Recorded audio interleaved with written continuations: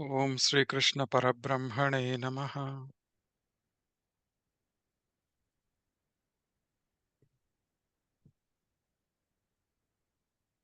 మనము భగవద్గీత పురుషోత్తమ యోగాన్ని మనం ఇంతకు ముందు చెప్పుకోవటం జరిగింది.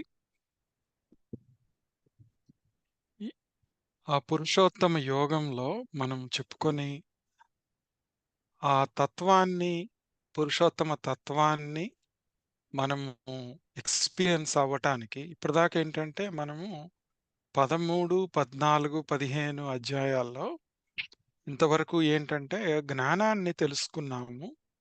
ఆ జ్ఞానం తెలుసుకొని మనము దాన్ని ఎక్స్‌పీరియన్స్ ఎలా చేయాలి? ఓకే. చాలా కేర్‌ఫుల్‌గా వినండి. దాన్ని ఎక్స్‌పీరియన్స్‌ని ఎలా మనం పొందాలి? మనం అన్ని జ్ఞానాన్ని తెలుసుకున్నాం. అహం బ్రహ్మాస్మి, సర్వం కల్విదం బ్రహ్మ, తత్వమసి ఇట్లాంటివన్నీ విన్నాము. ఉపనిషత్తుల దగ్గర నుంచి నేర్చుకున్నాము. పురుషోత్తం యోగాన్ని కూడా చెప్పేసాయి. అంటే ఏంటి? దాదాపు అయితే 15 అధ్యాయంతో భగవద్గీత అయిపోవాలి. కానీ మన గురించి తెలుసు. మనం ఎక్స్‌పీరియన్స్ అవ్వాలి. ఆ స్టిల్‌నెస్ అనేది, ఆ బ్లిస్ అనేది ఎలా అనేది దానికి కలిగేటువంటి అడ్డంకులేంటి? దాన్ని ఎలా మనం సాధన ద్వారా సాధించుకోవాలి? మనం ఎలా ముందుకు వెళ్ళాలి అనేది ఇంకా వెలితుంటుందనమాట. ఆ వెలితి ఇంకొకటేంటంటే దాన్ని నిష్టలో నిలబడటానికి కూడాను అంటే బ్రహ్మ నిష్టలో ఒకవేళ ఎక్స్‌పీరియన్స్ అయినా కానీ మళ్ళా జారిపోకుండా ఆ నిష్టలో నిలబడటానికి మనము చాలా హర్డిల్స్‌ని ఫేస్ చేయాల్సుంటుందనమాట. అది ఏంటి అంటే మనం ఎక్స్‌పీరియన్స్ చేయలేకపోతున్నామని. ఓకే. అందుకని భగవానుడు ఏం చేశారు అంటే ఈ 16, 17 అధ్యాయాలని మనకి తీసుకొచ్చి 18వ అధ్యాయంతో కలుపుకొని మనకి ఇవ్వటం జరిగిందనమాట. అందుకనేంటంటే ఇది ఎక్స్‌పీరియన్స్ అవ్వడానికి మనము మన లైఫ్ గోల్‌ని స్థిరంగా ఉంచుకొని దాంట్లో ఒక రకమైనటువంటి స్థిరత్వాన్ని సంపాదించుకోవడానికి ఈ అధ్యాయం మనకి నుంచి మనకి ఉంటుందన్నమాట. ఇది మనం ఒక్కసారి మళ్ళా ఈ అధ్యాయంలో మనం చెప్పుకోబోయేవి టూకీగా చూద్దాం ఏంటి అనేది. ఇది దైవాసుర సంపద్విభాగ యోగం. ఏమేంటి ఉన్నాయో చూద్దాం ఒకసారి. ఈ 1-3 శ్లోకాల వరకు మనకి భగవానుడు దైవీ సంపత్ ఆ సంపత్తు గురించి చెప్తారు. స్పిరిచ్యువల్ రిఫైన్‌మెంట్‌కి ఎలా మనకు ఉపయోగపడుతుంది అది అనేది. అన్నీ ఉపయోగపడేవే. ఈ ఈ ఎలా ఉపయోగపడుతుంది అనేది చెప్తారు. అలానే 4 శ్లోకంలో ఒక 6 ఆహ్, హ్మ్, లక్షణాలని ఆసురీ లక్షణాలను చెప్తారు. అదే నీకు 1-3లోనేమో 26 లక్షణాలు చెప్తారన్నమాట. ఆ 26 లక్షణాలు ఈరోజు మనం నేర్చుకుంటాం. ఈ ఆసురీ గుణాలు ఒక 6 చెప్పి మనకి 4 నుంచి దాదాపు 21 శ్లోకం దాకా ఏం చెప్తారు అంటే, ఈ ఆసురీ గుణాలన్నిటి యొక్క క్యారెక్టర్స్ ఏంటి? వాటిని ఎలా మనం సతమతం అవుతూ ఉంటాము? వాటిని ఎలా మనం అర్థం జేసుకోవాలి? వాటి నుంచి ఎలా బయటపడాలి అనేది మంచి టెక్నిక్స్ ఉంటాయన్నమాట. తర్వాత 22, 24 నుంచి మనకి ఈ, ఈ స్క్రిప్చరల్ స్టడీ చేయటం మూలాన, ఈ స్పిరిచ్యువల్ సాధన చేయటం మూలాన మనం ఇవన్నింటిని ఇలా అధిగమిస్తున్నాము అని చెప్పేసి మనకు భగవానుడు చెప్తారు. దీనికి ఇంట్రొడక్షన్‌గా మనకి దాదాపు 9దో అధ్యాయంలో, 7 అధ్యాయంలో ఒకసారి మెల్లగా ఈ ఆసురీ గుణాల గురించి, వీటన్నిటి గురించి చెప్పటం జరిగిందనమాట. ఇక్కడ గనక చూస్తే మనము 9దో అధ్యాయంలో అవజానంతి మాం మూఢా మానుషిం తనుమాశ్రితాం పరం భావమజానంతో మమ భూత మహేశ్వరం అని చెప్తారు. అంటే ఈ సాకార రూపంలో ఇప్పుడు కృష్ణుడు సాకార రూపంలో, రాముడా అన్ని అవతారాలున్నా ఇప్పుడు కూడాను గురువుల రూపంలో, సాకారంలో మనకు కనపడుతున్న ఈ మహానుభావులు, మనం వాళ్ళని గుర్తించలేకుండా ఉంటాం. ఆ మూఢులనేవాడు తత్వం అంటే జ్ఞానం లేకపోతే గుర్తించం. వాళ్ళు ఎలాంటి వాళ్ళు సకల భూతాలకు మహేశ్వరుడైనటువంటి ఆ వ్యక్తిత్వాన్ని, దివ్యత్వాన్ని మనం తెలుసుకోలేకపోతున్నాము. అందుకని మనకి జ్ఞాన చక్షులు కావాలి అని చెప్పి 13, 14, 15 దగ్గర మనకు ఆ జ్ఞాన చక్షువుల్ని చూడటానికి ఇచ్చారు. దాన్ని పర్ఫెక్ట్ చేసుకొని. తర్వాతేంటంటే దానిలో స్థిరపడటానికి ఈ అధ్యాయం అన్నమాట. ఇంకా ఏం చెప్తున్నారు ఇంట్రొడక్షన్‌లో? ఇక్కడ మోఘాశ, మోఘ కర్మాణో, మోఘ జ్ఞాన విచేతసః, రాక్షసీం ఆసురీం చైవ ప్రకృతిం మోహినీం శ్రితాః అంటున్నారు. అంటే మనంతా మాయకు లోనయ్యి ఆహ్, ఆ కోశాలకు దాదాపు దాంట్లో లోబడిపోయి మనము ఇక్కడ నాస్తిక భావాలు పెంపొందించుకున్నాము అంటే ఏంటంటే, ఏదో మనం భగవంతుడిని నమ్మము అని కాదనమాట.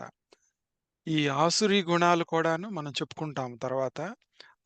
అసురులు అంటే ఏదో బ్యాడ్ రాక్షసులు కాదనమాట. అసురులు వేరు, రాక్షసులు వేరు. సో, అట్లా ఆ డిఫరెన్సెస్ కూడా ఈరోజు మాట్లాడుకుంటాం మనం. మనము మనకేది అవసరము, మనం ఎట్లా ముందుకెళ్ళాలి తెలియకుండా ఈ ప్రపంచంలో పడి కొట్టుకుంటూ ఉంటాము. అన్నీ ఫలాసక్తితో కర్మలు చేస్తూ ఉంటాము. ఇలా చేస్తే మనం అయోమయ స్థితిలో ఉంటాము అని చెప్పేసేసి అవన్నీ ఆసురి గుణాలన్నమాట. అవన్నీ మనం ఆసురి గుణాలు చెప్పుకున్నప్పుడు మనం అవి చెప్పుకోవచ్చనమాట. ఇక్కడ మనం గుర్తుపెట్టుకోవాల్సిందేంటంటే మనలో రకరకాల పర్సనాలిటీస్ ఉన్నాయి.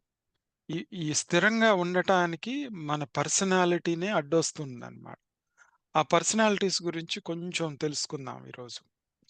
మనం ఇక్కడ చూస్తే నన్ బిలీవర్స్ అని, బ్లైండ్ బిలీవర్స్, రిలీజియస్ పీపుల్‌గా ఉండేవాళ్ళు, ఫండమెంటలిస్ట్, సూపర్‌స్టిషియస్‌గా ఉండేవాళ్ళు. ఇలా ఉన్నారు. కానీ వీళ్ళందరినీ డివైడ్ చేస్తే మనకి ఎలా ఉంటుంది అంటేనంట, ఇదంతా ఎందుకు తెలుసుకోవాలి అంటేనంట, మన గోల్ ఏంటి మన జీవితంలో? ఇప్పుడు ఈ పురుషోత్తమ తత్వాన్ని, జ్ఞానాన్ని తెలుసుకుంటున్నాము.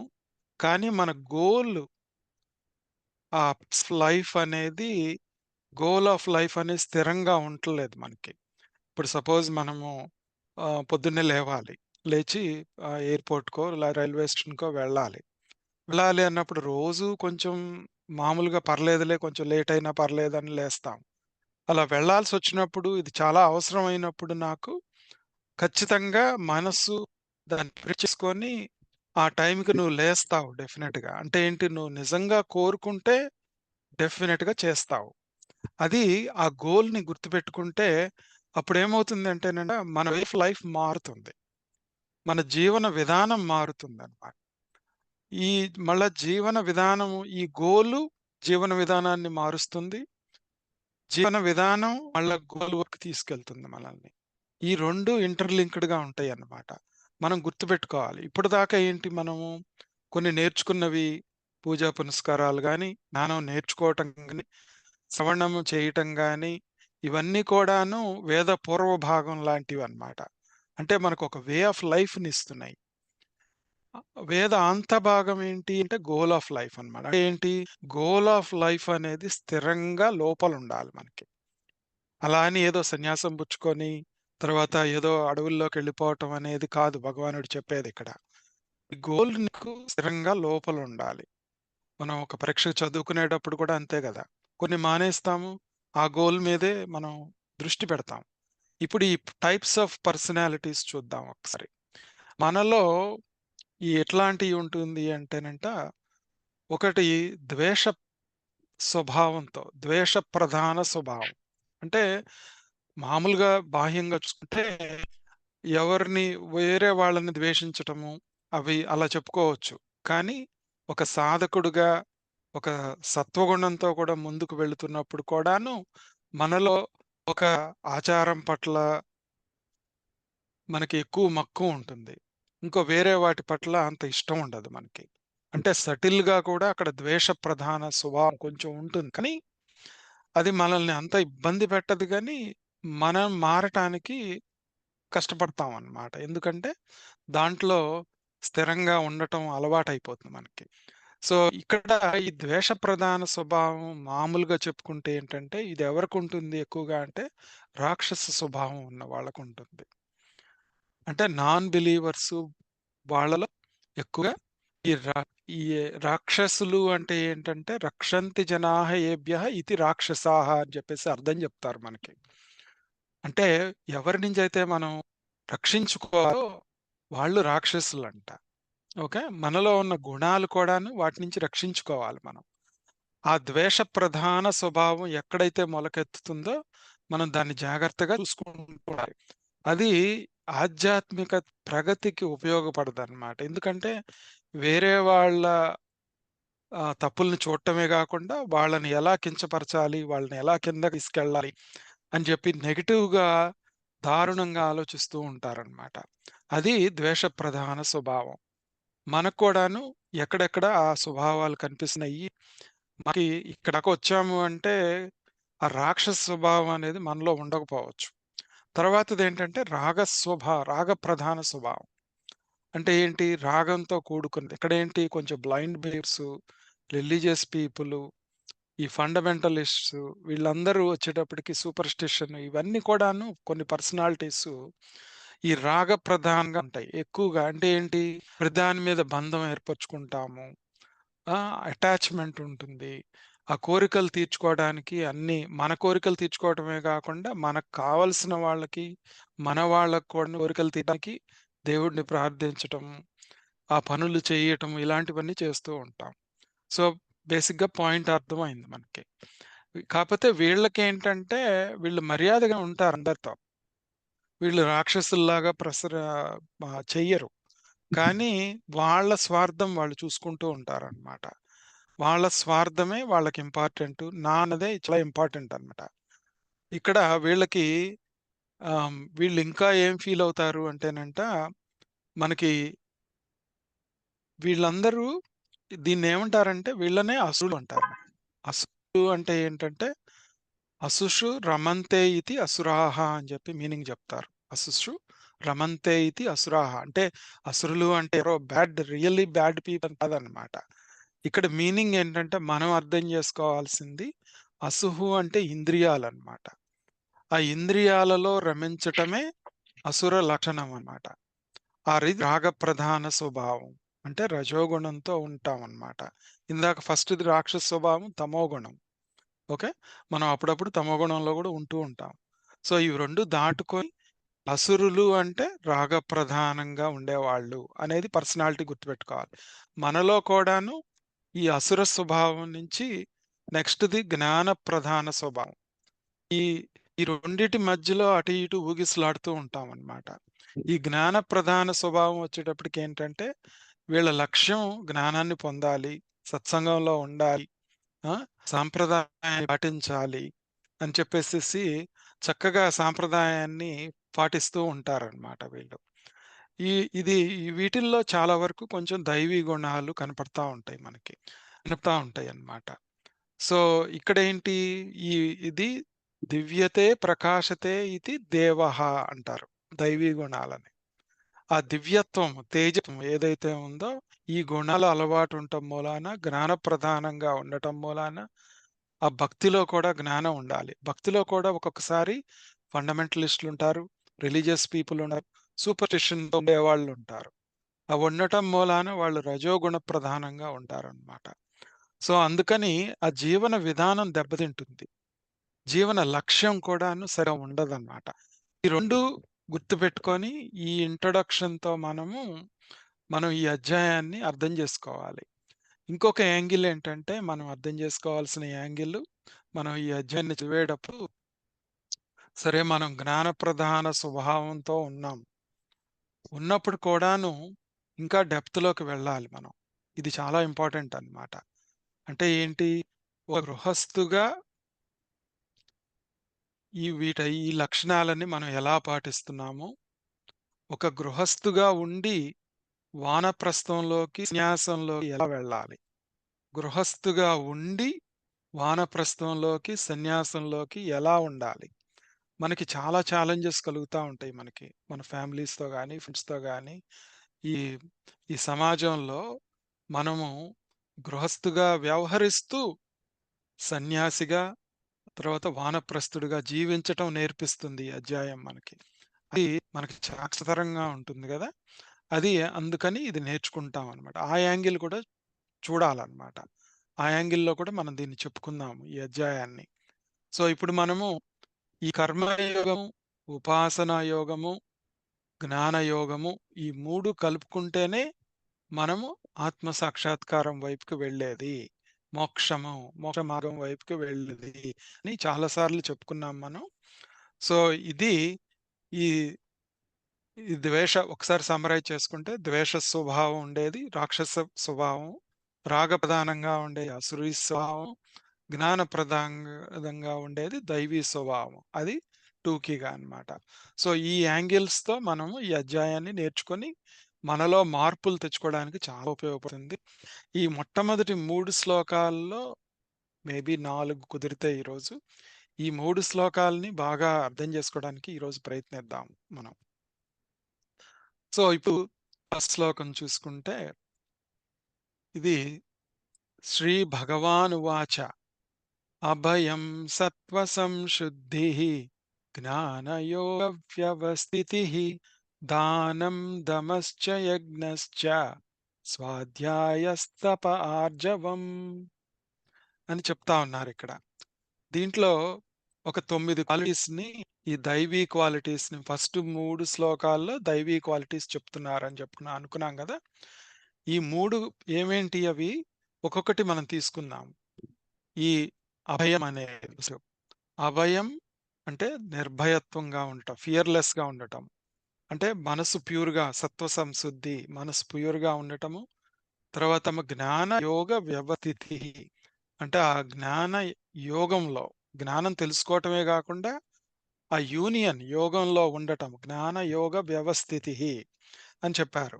తర్వాత దానం, దమ అంటే కంట్రోల్ ఆఫ్ ది సెన్సెస్. యజ్ఞః మనం ఎలాంటి యజ్ఞాలు చేస్తున్నాం రోజు. మనం చాలా సార్లు చెప్పుకున్నాం యజ్ఞాలంటే ఏంటి? అవన్నీ విడివిడిగా చెప్పుకుందాం ఈరోజు. స్వాధ్యాయం చేయాలి. తర్వాత తపః ఆస్టెరిటీసు, ఆర్జవం అంటే స్ట్రెయిట్ ఫార్వర్డ్‌నెస్ అన్నమాట. ఇవన్నీ సరళత్వంతో ఉండటం అనేది పైపైన చెప్పుకుంటే ఇదన్నమాట. మనము ఈ ఈ క్వాలిటీస్‌ని ఒకటి తీసుకొని ఇప్పుడు ఈరోజు చెప్పుకుందాం మనం. సరే, ఈ దైవీ సంపత్తిలో మనం వేదాంతం నేర్చుకుంటానికి జ్ఞాననిష్టలో వెళ్ళాలి ఎప్పుడు. వేదాంతం ఊరికనే చదివి పైపైన దాన్ని చెప్పటమే కాకుండాను, ఆ నిధిధ్యాసపరమైనటువంటిది మననం ఏదైతే ఉందో దాంట్లో బాగా ఉండాలి.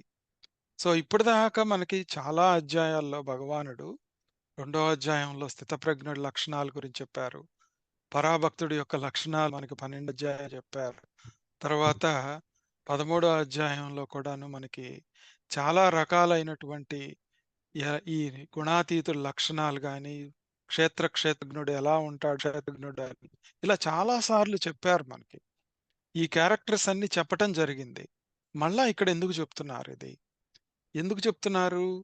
మనకి అంటే ఈ పురుషోత్తమ తత్వాన్ని చెప్పిన తర్వాత మళ్ళా చెప్తున్నారు. అంటే ఏంటి? He is pushing you to a new level here. మనల్ని మనము ఇంకొక లెవెల్‌కి పుష్ చేసుకోవటానికి.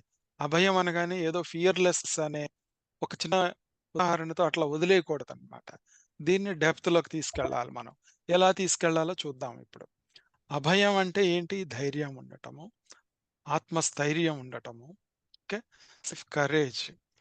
కానీ ఇక్కడ అభయం అనేది ఎలా ఇంపార్టెంటు అంటే, మన గురువు, మన దేవుడు అనే మనం నమ్మేటువంటి ఆత్మ, అహం బ్రహ్మాస్మి, సర్వం కల్విదం బ్రహ్మ, తత్వమసి అనే వాక్యాల మీద మనకి ఆ గోల్ మీద గురి ఉండాలి బాగా. అంటే ధైర్యంగా ఇది నమ్ముతున్నాను నేను అని అభయంగా చెప్పాలన్నమాట. మనసుకు నేర్పించాలది. అది నేర్పించకపోతే మనము స్థిరంగా ఉండలేమన్నమాట. ఇక్కడ అదనమాట. అంటే ఇక్కడ మనకి ముండకోపనిషత్తు మనం చదువుకున్నప్పుడు అక్కడ ఏం చెప్తుంది ముండకోపనిషత్తు అంటే, ఎవరైతే వీక్‌గా ఉంటారో ఈ స్థిరత్వంలో వాళ్ళకి ఆత్మజ్ఞానం లభించదు అని చెప్తుందనమాట. అందుకని ఇది చాలా అడ్వెంచరస్ జర్నీ మనకి. ఓకే. దానికి చాలా అభయం కావాలి. ఫియర్‌లెస్‌నెస్ ఉండాలి. ధర్మాన్ని పాటించటానికైనా గాని, మనము గృహస్థుగా ఉండి వానప్రస్థులుగా జీవిస్తానికి ట్రై జేస్తున్నాము. వానప్రస్థం ఒక్కొక్కసారి కొంచెం సన్యాసాశ్రమంతో గూడా జీవిస్తూ ఉంటాం మనం. ఏది ఈ బాటలో ఉన్నవాళ్ళం. సో, దానికి ఏమేం కావాలి మనకి? ఓకే. ఇది మనం దీంట్లో వెళ్ళాలి అంటే బాగా ఈ అభయం అనేది మనకు బాగా ఏర్పడాలి అంటే, అంటే ఎలా? గృహస్థుగా ఉండి వానప్రస్థుగా జీవించాలి అంటే మనకేం కావాలి అంటే, మొట్టమొదటగా లక్ష్యం విలువ తెలియాలి మనకి. ఓకే. మనం సంపాదించేవి గాని, అధికారాలు గాని, ఇవి శాశ్వతం కాదు అని మనసుకి బాగా చెప్పుకోవాలి. చెప్పుకొని, ఆ పరిపక్వత తెచ్చుకోవడానికి ఆత్మజ్ఞానంతో ఎప్పుడూ ఉండాలి. ఎందుకు అంటేనంట, మనకి ఏడో అధ్యాయంలో భగవానుడు చెప్పాడు. ఏంటి? మనుష్యానాం సహస్రేషు కశ్చిత్ యతతి సిద్ధయే అని చెప్పి, చాలా మందిలో, వేల మందిలో ఒక్కళ్ళకి మాత్రమే ఇది అబ్బుతుంది. ఎందుకు చెప్పారు అంటే, ఆ లక్ష్యం తెలియకపోవటం అన్నమాట. నీకు కావాల్సింది నువ్వు గట్టిగా పట్టుకోవాలి. ఒకళ్ళు గట్టిగా ఒక మెడల్ కావాలని చదువుతున్నప్పుడు దాన్ని గట్టిగా పట్టుకుంటారు. మామూలుగా ఉండేవాళ్ళు మామూలుగా చదువుకుంటూ ఉన్నారు. అలానే ఇక్కడ గూడాను we are preparing for a medal, gold medal. మనం అట్లా చదవాలన్నమాట. అట్లా వినాలి. అట్లా ఈ ఇది దీంట్లోకి ముందుకెళ్ళాలన్నమాట. ఎన్ని ఆటంకాలొచ్చినా గాని, ఎన్నొచ్చినా గాని మనం ఒంటరిగా పోరాటం చేయాలి దీంట్లో. అందరూ మనతో ఉండరిక్కడ. సత్సంగం ఒక్కటి నిన్ను సపోర్ట్ చేస్తుంది. ఈ ఈ గోల్, ఈ డిటర్మినేషన్ ఒకటే మనల్ని ముందుకు తీసుకెళ్తాయన్నమాట. లక్ష్యం స్ట్రాంగ్‌గా ఉంటే. సో, లక్ష్యం స్ట్రాంగ్‌గా ఉండాలి. అది మొట్టమొదటిదనమాట. అభయం రావాలి అంటే. అంటే గృహస్థుగా ఉండి, మనం సన్యాసాశ్రమంలో గాని, లేపోతే వానప్రస్థంలో ఉండాలి అంటే, ఫస్ట్ గోల్ క్లియర్‌గా ఉండాలి. లక్ష్యం క్లియర్‌గా ఉండాలి. అభయం అనేది వస్తుందప్పుడు మనకి.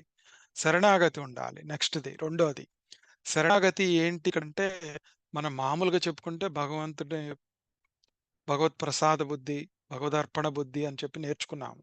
కానీ ఇక్కడేంటంటే, మనము మనల్ని మనం సమర్పించుకోవటం అంటే ఏంటంటే, ఈ స్థూల, సూక్ష్మ శరీరాలేవైతే కారణ శరీరాలున్నాయో, వాటిని పంచకోశాలు దాటి లోపలున్నటువంటి ఎనర్జీకి సమర్పించుకోవాలి. దాని మీదే ఉండాలి నువ్వు. అలా ఉండటానికే మనకాయన ఏం చెప్పాడంటే, అనన్యాశ్చింతయంతో మాం ఏ జనా పర్యుపాసతే అని చెప్పాడు. అట్లానే మనము సన్యాసం స్వీకరించాలి అంటే, ఆస్తిపాస్తులు, లేకపోతే ఇల్లు, వాకిళ్ళన్నీ వదలాల్సిన పని లేదనమాట. గోల్‌లో క్లియర్‌గా ఉండి, ధర్మాన్ని పాటిస్తూ, లక్ష్యం వైపు క్లియర్‌గా వెళుతూ ఉంటే, ఇవన్నీ మనకు అడగదనమాట. మనం వానప్రస్థంలో, సన్యాసంలో ఉన్నట్టే అన్నమాట. సో, అది ఈ శరణాగతి, ఈ ఇవన్నీ అభయానికి ఇవన్నీ చాలా ఇంపార్టెంటు అనేది మనం తెలుసుకుంటున్నాం అన్నమాట. సో, ఇది అభయం అంటే ఇక్కడ. చాలా డీటెయిల్డ్‌గా మనం గుర్తుపెట్టుకోవాల్సింది. ఊరినే ఫియర్‌లెస్‌నెస్ కాదు అనేది గుర్తుపెట్టుకోవాలి. సో, లక్ష్యం క్లియర్‌గా ఉండాలి. దానికి డెడికేట్ చేయాలి. శరణాగతి చేయాలి. ఆ 2 చేస్తేనే ఆ రెండిటిని ఎలా ఇంప్రూవ్ చేసుకోవాలి అనేది మిగతా వాటిల్లో కూడా మనం నేర్చుకుంటామనమాట. దానికి ఏం కావాలి నెక్స్టు అంటే సత్వ సంశుద్ధిః అని చెప్పేసేసి నెక్స్ట్‌దొస్తుందనమాట. ఓకే. సో, ఇక్కడ ఈ శరణాగతి దగ్గరికొచ్చేటప్పటికి మనకి భగవానుడు ఒక చిన్న టెక్నిక్ ఏడో అధ్యాయంలో చెప్పాడన్నమాట. దాన్ని తెచ్చుకోవాలి ఇక్కడికి మనం. ఏంటంటే, ఈ 4 రకాల మనుషులుంటారు. నాకు శరణాగతి చెయ్యరంట వాళ్ళు. అంటే వాళ్ళెవరో నాన్ బిలీవర్సు లేకపోతే ఇంకొకళ్ళని కాదు. మనలాంటి వాళ్ళే అన్నమాట. జ్ఞానం లేనివారు లేదా జ్ఞాన నిష్టలో ఉండకుండా ఉండేవాళ్ళు. వాళ్ళకి తెలుసుకునే సామర్థ్యం ఉంది. కానీ మిగతావన్నీ పక్కన లాగుతూ ఉండి, ఆ తమో గుణం ఉండటం మూలాన ఆ స్థాయికి చేరుకోలేమన్నమాట మనం. అనుసరించలేమన్నమాట. బుద్ధిలో ఉన్నటువంటి కోరికకి వాటన్నిటికి నమ్మకంకి లోనైపోతా ఉంటాం. లేదా కొంతమందేంటంటే, మనము నమ్ముకున్న ఒక సిద్ధాంతం ఉంటే, ఆ సిద్ధాంతాన్ని పట్టుకొని రిజిడ్‌గా ఉండి, దాంట్లో నుంచి బయటకు పడమనమాట. పడకపోవడం వలన నువ్వు ముందుకెళ్ళే ఆస్కారం ఉండదు నీకు. ఇదంతా కూడా ఆసురీ ప్రవృత్తే అన్నమాట. ఈ ఆసురీ ప్రవృత్తి గురించి మనం తర్వాత తెలుసుకుందాం. సో, బేసిక్‌గా మనకి ఈ వివేకం అనేది ఉండాలి. అంటే లక్ష్యం గురించి తెలుసుకునే వివేకం ఉండాలి. భక్తి అంటే శరణాగతి. ఈ 2 మనల్ని అభయంలోకి తీసుకెళ్తాయి అని చెప్తారు. తర్వాత తైత్తిరీయ ఉపనిషత్తు గురిలో కూడా ఒక టెక్నిక్ ఉంటుంది. ఏంటంటే దీన్ని ఎందుకు ఈ లక్ష్యం అనేది మనకు చాలా ఇంపార్టెంటు అంటే, ఈ అభయం రావటానికి మనకి తైత్తిరీయ ఉపనిషత్తు చెప్పిందేంటంటే, ఎప్పుడైనా గాని ఒక సీకర్ ఫియర్‌లెస్‌నెస్‌లోకి అంటే ఆ బ్రహ్మం తత్వంలోకి, తత్వమసి అనే దాంట్లోకి ఆ ఇన్విజిబుల్, ఇనెక్స్‌ప్లికబుల్ ఆ ఇంద్రియాలతో పట్టుకోలేనిది, అనేది ఎప్పుడైతే ఆ స్థితికి వెళతాడో అప్పుడు మాత్రమే ఫియర్‌లెస్ అవుతాడు. అంటే అభయం అనేది కలిగేదెప్పుడు అంటే, నేను ఈ శరీరం కాదు, నేను ఈ మనస్సు, బుద్ధి, చిత్తం, అహంకారం ఇవన్నీ కాదు అని ఎప్పుడైతే స్థిరంగా తీసుకుంటామో, అప్పుడే నిజమైనటువంటి అభయం అనేది మనకొస్తుందనమాట. అది ఉన్నత స్థాయి అభయం. కానీ మన స్థాయిలో, ఒక సాధకుడి స్థాయిలో, సన్యాసాశ్రమము, ఈ వానప్రస్థంలో మనము ప్రస్తుతానికేంటంటే, మనం తెలుసుకోవాల్సింది ఇక్కడ సోర్స్ ఆఫ్ ఫియర్ ఏంటో తెలుసుకోవాలి. మనకి ఎందుకొస్తుంది భయం అనేది? మనం ఈ లక్ష్యం వైపుకి ఎందుకు వెళ్ళలేకపోతున్నాము అనేది ఏంటంటే, బేసిక్‌గా డెత్. నేను అనేది పోతుంది. తర్వాత ఫియర్ ఆఫ్ ఫ్యూచర్ ఉంటుంది. నేనెలా బతకాలి? నా పిల్లలెలా బతకాలి? అనేది కాకుండా మామూలుగా సాధకుడికి కూడా భయం ఉండేదేంటంటే, నాకు ఈ మోక్షం వస్తుందా లేదా? నేనంత దూరం వెళ్ళగలుగుతానా లేదా? నేనెళ్ళే దారి కరెక్టా కాదా? అని ఫియర్ ఆఫ్ ఫ్యూచర్ ఉంటుందనమాట. తర్వాత నేను అనేది కోల్పోతాం. నాది అనేది కోల్పోతాం. అలా అర్థం చేసుకున్నప్పుడు నువ్వు గృహస్థాశ్రమంలో ఉన్నా కానీ సన్యాసాశ్రమాన్ని స్వీకరించగలుగుతావు. అట్లా అన్నమాట. ఈ బాడీ చేంజెస్ అవుతా ఉంటాయి. నీలో రిలేషన్‌షిప్స్ అవన్నీ కొంచెం కొంచెం దూరం అవుతా ఉంటాయి. అవన్నీ కూడాను భయం పడతది మనకు. భయం ఉంటుందన్నమాట. సో, ఇట్లా ఈ సోర్స్ ఆఫ్ ఫియర్‌ని అర్థం చేసుకొని, ఈ మిగతావి ఎక్కడ చదివినా గాని, మనం చదువుతున్నా గాని, ఈ భయం అనేది ఎందుకు కలుగుతుంది మనకి అనేది అర్థం చేసుకోవాలి. అది ప్రతి ఒక్కళ్ళకి డిఫరెంట్. ప్రతి ఒక్కళ్ళకి ఒక్కొక్క స్థాయిలో ఉంటుంది. ఆ స్థాయిని మనం అర్థం జేసుకోవాలి. అది ఎట్లా తెలుస్తుంది అంటే మన ప్యాట్రన్స్‌ని బట్టి తెలుస్తుంది. మనం ఒకే రకంగా వ్యవహరిస్తూ ఉంటాం. అభయం అనేది అనుభవం కానీ, భయం మూలానే ఆ ప్యాటర్న్స్ అన్నీ ఎగ్జిబిట్ చేస్తామనమాట. ఈ వీటిల్లో సోర్స్ ఆఫ్ ఫియర్‌లో నుంచే అదంతా వస్తుంది. తర్వాత సత్వ సంశుద్ధిః అనేది నెక్స్ట్‌దనమాట. ఈ సత్వ సంశుద్ధిః అంటే ఈ సోర్స్ ఆఫ్ ఫియర్‌లో నుంచి అన్నీ పోగొట్టుకోవాలి అంటే మనలో అంతఃకరణ శుద్ధి ఉండాలి కొంచెం. ఆ లక్ష్యం వైపుకి వెళ్ళే ఆ సత్వ సంశుద్ధి కలగాలి మనకి. అది ఎలా కలుగుతుంది అంటేనంట, మనలో లోపలున్నటువంటి ఈ టాక్సిన్స్ ఏవైతే ఉన్నాయో, ఆ గుణాలేవైతే ఉన్నాయో, రజోగుణ పరంగా ఆసురి గుణాలేవైతే ఉన్నాయో, ఆ ఆసురి గుణాలని ఫిజికల్ లెవెల్‌లో, మెంటల్ లెవెల్‌లో మనం వాటిని అర్థం జేసుకోవాలి ఫస్ట్. తర్వాత ఆహ్, అవి అసురీ గుణాలొచ్చినప్పుడు మనం బాగా చెప్పుకుందాం వాటి గురించి. ఎందుకంటే, 4 శ్లోకం నుంచి 21 శ్లోకం దాకా వాటిని చెప్తారు. కానీ ఇక్కడ గుర్తుపెట్టుకోవాల్సింది మనలో ఒక అంతఃకరణ శుద్ధి జరగాలి అని చెప్తున్నారు భగవానుడు. అలా జరిగినప్పుడు ఏమవుతుంది అంటేనంట, మనకి ఈర్ష్య, అసూయ, ద్వేషము ఇలాంటివి ఒక ఒకదాని పట్ల మక్కువ గాని, ఒకదాని పట్ల లేకపోతే ఉండలేను అన్న స్వభావంలో నుంచి బయటపడతామనమాట. పడితే ఏమవుతుంది అంటే జ్ఞాన యోగ వ్యవస్థితిః అంతిమ లక్ష్యం ఏదవుతుందో మనకి ఈ ఈ యాత్రలో మనం చేసే దాంట్లో అది మర్చిపోకుండా దాంట్లో నిష్టగా ఉండాలి. ఆత్మజ్ఞానంలో ఉండాలి, నాకు కలగాలి అని చెప్పేసి ఉండాలి. అలానే జ్ఞాన భూమిక చెప్పుకున్నప్పుడు మనకి శుభేచ్ఛ, విచారణ, తనుమానసి, సత్వాపత్తి అనేటువంటి ఫస్ట్ 4 ఉంటాయి. ఆ సత్వాపత్తి అనేది మనకు శుభేచ్ఛ కలగాలి. తర్వాత విచారణ, తనుమానసి అంటే దాంట్లో ఎప్పుడు నిష్ఠతో ఉంటే సత్వాపత్తి అనేటువంటి ఆత్మ సాక్షాత్కారం కలుగుతుంది. ఇది సరిపోదన్నమాట. దాని తర్వాత అహంశక్తి, తర్వాత పదార్థ భావన అనేదుంటాయి. అవి దాటితే గాని తురీయంలోకి వెళ్ళలేం. ఆ బాటలో కూడా పురుషోత్తమ యోగాన్ని దాటిన తర్వాత హయ్యర్ సాధకులు ఎవరైతే ఉన్నారో, ఈ ముముక్షువులు ఎవరైతే ఉన్నారో వాళ్ళకి చెప్తున్నాడిక్కడ. ఆ లెవెల్‌లో నువ్వు ఈ పదార్థ భావాన్ని, నువ్వు ఆసక్తిని, అసంశక్తి అంటారు. వాటిని కూడా వదులుతూ ఉంటే అప్పుడు నువ్వు ఈ జ్ఞాన యోగ వ్యవస్థితః లేపోతే జ్ఞానంలోనే ఉంటావు. జ్ఞాన యోగంలో ఉండవన్నమాట. ఓకే. యోగం అంటే యూనియన్ తెలుసు కదా మనకి కలయిక. ఆ జ్ఞానంలోనే ఉంటావు గాని, జ్ఞాన యోగంలో ఉండవన్నమాట నువ్వు. అది తెలుసుకొని ముందుకెళ్తాము. ఇది తెలుసుకొని ముందుకు వెళ్తూ ఉంటే మనకి ఇక్కడ దీనికి ఉపయోగపడేవి ఏంటి? మనకు తెలిసిందే ఇదంతా మళ్ళీ చెప్పుకోవాల్సిన శ్రవణము, మననము, నిధిధ్యాస. ఇది మనం ఒక్కొక్కసారి మెడిటేషన్ చేసేటప్పుడు వేదాంతిక్ మెడిటేషన్ అని చేయాలి. తెల్లవారుజామున ఏమి ఆలోచన లేకుండా కూర్చోవడం ఒక ఎత్తయితే, అది అవసరం మనకి బ్యాటరీ చార్జ్ మెడిటేషను. కానీ మనకి ఇంతకు ముందు చెప్పేవాళ్ళు తెల్లవారుజామున చదువుకో అని చెప్పేసేసి. మనము ఆ టైంలో స్క్రిప్ట్స్ చదువుతున్నప్పుడు కానీ, లేదా చదివిన వాటిని నిధిధ్యాస చేస్తూ, మననం చేస్తూ ఉంటే, ఆ మననంలో నుంచి నిధిధ్యాసలోకి వెళతాము. అప్పుడు ఆ జ్ఞాన యోగ వ్యవస్థలో ఉండటానికి ఉపయోగపడుతుందనమాట. దీనికేంటంటే, ఇక్కడ వితౌట్ మోరల్స్ జ్ఞానయోగ ఈజ్ ఇంపాసిబుల్. ఆ లక్ష్యానికి తగ్గట్టుగా కొన్ని ధర్మాలని, కొన్ని రూల్స్‌ని పెట్టుకోవాలి మనం. ఆ రూల్స్ లేకపోతే ఇది ఇంపాసిబుల్ అన్నమాట. అట్లానే జ్ఞానయోగం లేకపోతే రూల్స్ కూడా కష్టం మనకి. జ్ఞానం లేకపోతే రూల్స్ కూడా సో, ఇట్లా 2 రకాలుగా గుర్తుపెట్టుకోవాలన్నమాట మనం. సో, ఇక్కడ మనము నెక్స్ట్ ఐటెమ్ వచ్చేటప్పటికి ఈ నిధిధ్యాసను గుర్తుపెట్టుకుంటూ దానం, దమ్ యజ్ఞము, దానము, యజ్ఞము, దమము చెప్తున్నారు నెక్స్ట్. ఓకే. అవి ఏంటో చూద్దాం ఒకసారి. దానం అనేది మనము ఇంకొక లెవెల్ తీసుకెళ్ళాలి మనం. ఓకే. ఎట్లా అంటే ఈ మోస్ట్ ఇంపార్టెంట్ అని యజ్ఞము, దానము, తపస్సు అనేవి మోస్ట్ ఇంపార్టెంట్ అని చెప్పేసేసి చెప్తారు.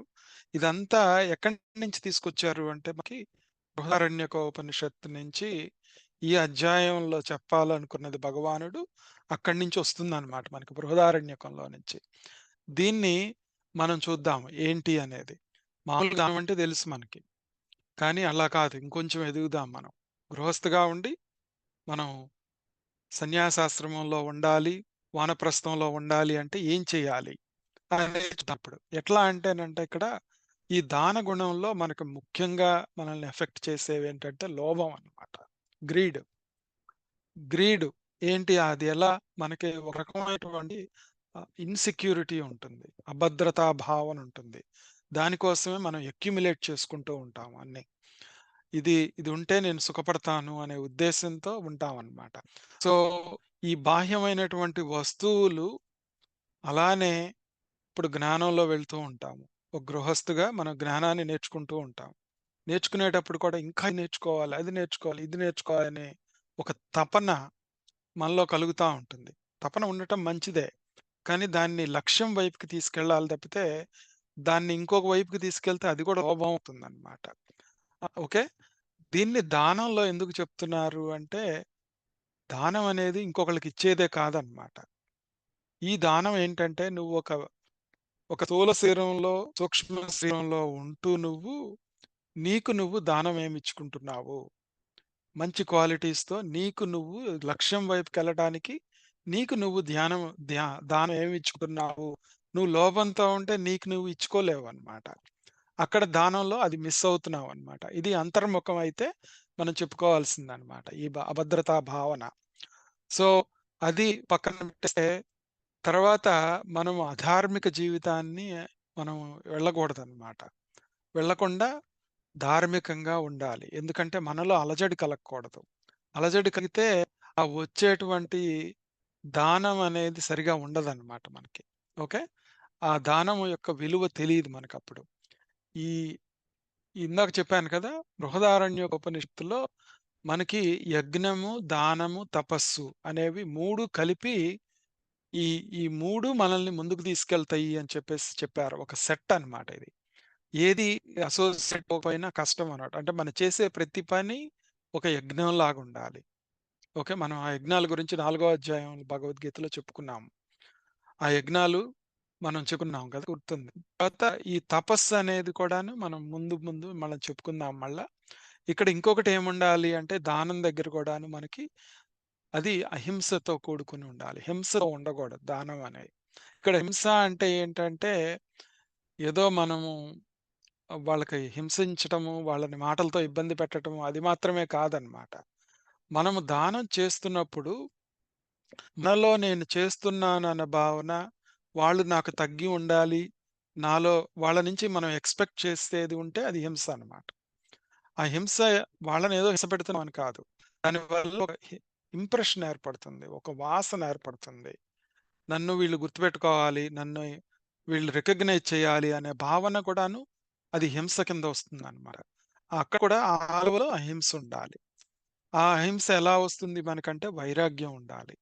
ఆ వైరాగ్యం ఉన్నప్పుడు మాత్రమే ఈ దాన గుణము, తపస్సు, యజ్ఞం అనేవి ఈ ఇవన్నీ కూడా చక్కగా ఉంటాయి. వైరాగ్యం అంటే మనకు తెలిసిందే. ఆహ్, హ్మ్, ఇక్కడ వైరాగ్యం అంటే ఒక చేత్తో చేసింది ఇంకో చేతికి తెలియకూడదు అనే టైప్‌లో ఉన్నప్పుడు, అలానే సత్సంగంలో ఉన్నప్పుడు కానీ, మనం జ్ఞానం నేర్చుకునేటప్పుడు కానీ, మనము మనం ఎదుగుతున్నాము అని అర్థమవుతా ఉంటది మనకి. అది అర్థమైనప్పుడు అక్కడ కూడాను వైరాగ్యం రావాలి. ఒక ఒక ఒక పరిస్థితి పట్ల, ఒక గురువు పట్ల, తర్వాత ఒక పద్ధతి పట్ల మనకి వైరాగ్యం గూడా ఉండాలనమాట. ఇది కొంతవరకు తీసుకెళ్తుంది నన్ను. ఇంకా ఎదగాలి నేను అని గుర్తుపెట్టుకోవాలి. తర్వాత ప్రాయశ్చిత్త కర్మ అంటారు. ఆ ప్రాయశ్చిత్తం అనేదేంటంటే, మనము ఆహ్, హ్మ్, కొంచెం అర్థం జేసుకోవాలి. మనం చేసే ప్రతి దాంట్లో ఒక రకమైనటువంటి తప్పులు దొర్లుతా ఉంటాయి. అది దొర్లినప్పుడు మనసుకి దాంట్లో ఉన్న సుఖాన్ని అనుభవిస్తా ఉంటుంది. దీనికే స్వామి శివానంద అంటారనమాట.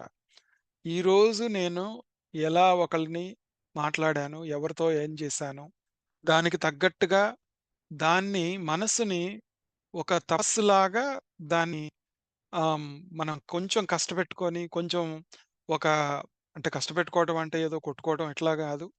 మనము కొంచెం సేపు ధ్యానం ఎక్కువ చేయటము, తర్వాత మౌనంగా ఉండటము, ఇట్లాంటివి ఏదో ఒకటి మనకు మనము చేసుకోవాలనమాట. అప్పుడు ఇవన్నీ చేస్తే ఏమవుతుంది అంటే, మరణ భయం కూడా హెల్ప్ అవుతదనమాట మనకి. సో, ఇట్లాంటివి చేస్తూ దమః నెక్స్ట్. ఆ దమం అంటే ఇంద్రియ నిగ్రహం వస్తూ ఉంటుంది మనకి. ఇంద్రియ నిగ్రహం మనం ఇంతకుముందు చాలా సార్లు ఇంద్రియాలు ఎట్లా నిగ్రహించుకోవాలి, ఏంటి అని చెప్పుకున్నాం. ఇప్పుడు చెప్పిన మెథడ్స్ అన్నీ ఏది ఈ దానము, యజ్ఞము, దమము వీటన్నిటికి కూడాను ఉపయోగపడేవన్నమాట ఇవన్నీ కూడాను. ఇప్పుడు చెప్పుకున్నవి. ఏమేంటి చెప్పుకున్నాము? మనొకసారి లోభం ఉండకూడదు, హింసతో ఉండకూడదు, వైరాగ్యం ఉండాలి, ఈ ప్రాయశ్చిత్త కర్మ ఉండాలి, మరణ భయం ఉండకూడదు అనేవి చెప్పుకున్నాం. ఇవన్నీ దమానికి కూడా మనకి వర్తిస్తాయి అన్నమాట. అంటే ఏంటి? ఇంద్రియ నిగ్రహము. ఇవన్నీ ఇంటర్ రిలేటెడ్. సో, ఈ యజ్ఞం దగ్గరికొచ్చేటప్పటికి నెక్స్టు, ఈ యజ్ఞం దగ్గరికొచ్చేటప్పటికేంటంటే, మనము మామూలుగా ఏంటంటే, ఈ యజ్ఞాలన్నీ మనం ఇంతకుముందు చెప్పుకున్నాం. ఏంటి బ్రహ్మయజ్ఞం అని, దేవయజ్ఞము, పితృయజ్ఞము, మనుష్య యజ్ఞము, భూతయజ్ఞం అని ఇంతకుముందు చాప్టర్స్‌లో చెప్పుకున్నాం. కానీ ఇక్కడ ఇంకొక లెవెల్‌కి తీసుకెళ్తే ఏంటంటే, ఇక్కడ యజ్ఞం అనేది ఏది చేసినా నువ్వు ఆ పరమాత్మ లక్ష్యం వైపుకే ఉండాలి. దాని వైపుకే నడవటమే నిజమైన యజ్ఞం అన్నమాట. ఇక్కడ తీసుకోవాల్సింది. ఓకే. ఇది మనం ఎప్పుడు చెప్తా ఉంటాం. యజ్ అనే ధాతువు నుంచొచ్చింది ఇది. అంటే అటువైపు వెళ్ళేదే అన్నమాట. కంప్లీట్‌గా అటువైపు తీసుకెళ్ళాలి. దీనికి ఏం కావాలి అంటే మనకి నిత్యమైనటువంటి పూజ. అంటే ఏంటి? మామూలుగా చేసే పూజ కాదిది. ఇది ఈశ్వరార్పణ భావనతో అంటే పరమాత్మ భావనతో, సాక్షి భావనతో రోజు చేసేటువంటి యజ్ఞం అన్నమాట ఇది. ఆ లెవెల్‌కి తీసుకెళ్ళాలి ఇక్కడ మనం. అంటే ఈ కర్మయోగాన్ని ఇంకొక లెవెల్‌కి తీసుకెళ్తున్నాం ఇక్కడ. అంటే ఏంటి? గృహస్థుగా ఉంటూ సన్యాసాశ్రమంలో ఉన్నట్టుగా ఉంటాం. ఎట్లా? ఈశ్వరార్పణ భావన, సాక్షి భావన, ఈశ్వర ప్రసాద బుద్ధి. అంటే ఇదంతా కూడాను ఈ కర్మ మూలాన ఈ శరీరం అనుభవిస్తుంది. అందుకనే ఇదంతా వస్తుందనే ప్రసాదంతో చూస్తాం. కర్మయోగం చేస్తాం. ఇవన్నీ చేస్తే అప్పుడు మనకి మనకి శంకరాచార్యుల వారు మనకి యద్యత్ కర్మ కరోమి తత్తదఖిలం శంభో తవాదనం అని చెప్పేసేసి శివమానస పూజలో ఇంకొక స్థాయికి తీసుకెళ్లే యజ్ఞాన్ని గురించి చెప్తారు. శివమానస పూజలో. అది అట్లానే భగవద్గీతలో కూడాను మనకి ఈ యజ్ఞాన్ని అలా చేయాలి అని చెప్పి 9వ అధ్యాయంలో చెప్తారనమాట. ఇది ఇలా చేస్తూ ఉంటే ఏమవుతుంది అంటేనంట మనకి ఆ స్థితిలో నిలబడుతూ అలా ఉంటూ స్వాధ్యాయం చేయాలి మనం. ఏ శాస్త్రం చదివినా, ఏం చదివినా గాని మనము ఆ సాధన ఎలా ఉండాలి అంటే శబ్ద ప్రధాన అంటారు, అర్థ ప్రధాన అంటారు. ఓకే. అంటే లక్ష్యార్థం, వాచ్యార్థము అనేది గుర్తుపెట్టుకుంటూ స్వాధ్యాయం చేయాలి ఎప్పుడు. ఆ స్వాధ్యాయం చేయటానికి ఇంతకు ముందు చెప్పుకున్న లక్షణాలన్నీ మనలో ఉండాలి. దానికి ఇంకా ఏం కావాలి అంటే, అంటే మనము శబ్ద ప్రధానంగా కాకుండా అర్థ ప్రధానంలో వెళ్ళటానికి మనకేం కావాలి అంటే తపస్సు కావాలి. ఆ తపస్సు ఎలా వస్తుంది? దాన్ని శంకరాచార్యులు వారు కూడాను చక్కగా చెప్పారు మనకి. అదేంటో తెలుసుకుందాం ఇప్పుడు. మామూలు తపహ అంటే తపస్సు. మనకు తెలిసిందే అది. కానీ మనకి ఈ తపస్సు గురించి ఇక్కడ వరకు చెప్పటం కాకుండా భగవానుడు 17వ అధ్యాయంలో మనకు రాబోయేటువంటి అధ్యాయంలో సాత్విక తపస్సు, రాజసిక తపస్సు, తామసిక తపస్సు అని చెప్తారు. ఓకే. ఇందాక ద్వేష ప్రధాన స్వభావము, రాగ ప్రధాన, జ్ఞాన ప్రధాన అని చెప్పుకున్నాం గదా! ఆ పర్సనాలిటీస్‌లో మనం చేసే తపస్సు కూడా ఆస్టెరిటీ సాధన ఏ భావంతో ఉంది అనేది చూసుకుంటూ ఉండాలిప్పుడు. మనకి మన శరీరాన్ని కష్టపెట్టుకుంటూ మనము దీక్షలు జేస్తాము, వ్రతాలు జేస్తాము, ఇట్లాంటివన్నీ యాత్రలకెళ్తూ ఉంటాము. ఇదంతా శరీరాన్ని కష్టపెట్టేది. శరీరాన్ని కష్టపెడితే భగవానుడు నన్ను కష్టపెట్టినట్టే అని చెప్పాడు. కానీ ఇక్కడ కష్టపెట్టటం తపహ అంటే అది కాదనమాట. నువ్వు తపహ అంటే తపించటం. నువ్వు ఆ పరమాత్మ వైపు తిరగటానికి ఎంత తరిస్తూ ఉన్నావు, ఆ తితీక్షని నువ్వు ఎంత సంపాదించుకుంటావు అనేది నీకు గృహస్థుగా ఉండి, నువ్వు ఆ గోల్ వైపు వెళ్ళాలనుకున్నప్పుడు చాలా కేర్‌ఫుల్‌గానే తెలుసుకోవాల్సింది మనం. ఏంటి గృహస్థుగా ఉండి మనం తపస్సు ఎలా చేస్తున్నాము అంటే, మన లక్ష్యం వైపుకి వెళ్ళటానికి వెళ్ళేటప్పుడు చాలా అడ్డంకులు తగులుతా ఉంటాయి. చాలా బయటికి అందరూ లాగుతా ఉంటారు మనల్ని. ద్వంద్వాలతో సతమతమవుతూ ఉంటాము. వాటిని సహించటమే నిజమైన తితీక్ష, నిజమైన తపస్సనమాట. అంటే నువ్వు గృహస్థుడిగానే సంసారి సంసారంలో ఉంటూనే నువ్వు సన్యాసిగా బతకటమే నిజమైనటువంటి తపమనమాట. తపస్సనమాట. దాంట్లో కొంచెం డిప్లొమాట్‌గా, అతిగా చేసుకుంటూ మన వైపుకి అటెన్షన్ రాకుండా మనం దాన్ని డిప్లొమాటిక్‌గా చేసుకోవటమే నిజమైన తపస్సనమాట అక్కడ. ఆ డిఫికల్టీస్ అన్నిటిని బేర్ చేయాలన్నమాట. తర్వాత మనలో స్థైర్యం ఉండాలి. దాన్ని తట్టుకునే ధైర్యం ఉండాలి. తర్వాత ఒక అన్‌వాంటెడ్ థింగ్స్ జరుగుతున్నప్పుడు మనలో రియాక్షన్స్ వస్తూ ఉంటాయి. ఆ రియాక్షన్స్‌ని వచ్చే ప్యాటర్న్స్‌ని మనం అర్థం చేసుకొని, మనకి వేరే వాళ్ళు తప్పు చేస్తున్నప్పుడు గానీ, వేరే వాళ్ళని కరెక్ట్ చేయాలనిపిస్తుంది. వాళ్ళని బాగు చేయాలనిపిస్తూ ఉంటుంది. అలాంటప్పుడు కూడాను ఈ తపస్సును గుర్తుపెట్టుకోవాలి. గుర్తుపెట్టుకొని అవసరమైనప్పుడు మాత్రమే దాంట్లో దిగాలి. లేకపోతే దిగకూడదనమాట. అప్పుడు మనము ఈ కష్టాల నుంచి నేర్చుకొని ముందుకు వెళ్ళి, ఆ జ్ఞానయోగ వ్యవస్థితి అనేటువంటి దాంట్లో ఉంటాం. కానీ ఇలా ఉండాలి అంటే, మనలో ఏముండాలి అంటేనంట, ఆర్జవం ఉండాలి. అంటే స్ట్రెయిట్ ఫార్వర్డ్‌నెస్. ఇది నైన్త్ క్వాలిటీ. ఈ శ్లోకంలో చివరి క్వాలిటీ అన్నమాట. స్ట్రెయిట్ ఫార్వర్డ్‌గా ఉండాలి మైండ్. అంటే ఎట్లా అంటేనంట, మనోవాక్కాయ కర్మలు అంటాం మనం. ఆ మనస్సు, వాక్కు, కర్మలు ఒకే త్రాటి మీద ఉండాలి. ఆలోచించేది ఏంటి? ఓకే. దాంట్లో ఇప్పుడు గోల్ ఒకటి పెట్టుకొని, ఇంకొకటి చేయటం కాదు మనం. ఆ గోల్ వైపుకెళ్ళే విధంగా చేయాలి. ఓకే. మనము ఇవన్నీ కూడాను తపోబోలో కానీ, మిగతా వాటిల్లో అంతా నేర్చుకున్నాం మనం వీటి గురించి. ఈ ఈ 3 ఒక రకంగా వెళ్ళకపోతే మనకు కష్టం అన్నమాట. ఓకే. అన్నీ ఒకే దాటిలో వెళ్ళాలి. ఇలా వెళ్తే గాని ఉపయోగం లేదన్నమాట మనకి. ఇక్కడ ఒక్కసారి టూకీగా మనము గృహస్థిగా ఉండి సన్యాసాశ్రమంలో ఉండాలి అంటే అభయము, సత్వ సంశుద్ధి, వ్యవస్థిత. ఇవి ఈ మూడింటిని బాగా పెంపొందించుకుంటే గృహస్థిగా మనం సన్యాసాశ్రమంలో ఉండటానికి ఉపయోగపడుతుంది. అట్లనే సాధకుడి లెవెల్‌లో ఏంటంటే ఈ అభయం అనేది ప్రాక్టీసింగ్ వాట్ ఈస్ రైట్. నువ్వు నమ్మిన సిద్ధాంతం వైపుకి వెళ్ళాలి ధర్మంగా. తర్వాత ఇంటెన్షన్స్ గుడ్‌గా ఉండాలి. ఇట్లా జ్ఞానయోగ వ్యవస్థిత మళ్ళా దీంట్లో కూడాను సాధకుడు లెవెల్‌లో కూడాను మన పరమతత్వం వైపు సత్సంగంలో ఉంటూ వెళ్ళాలన్నమాట.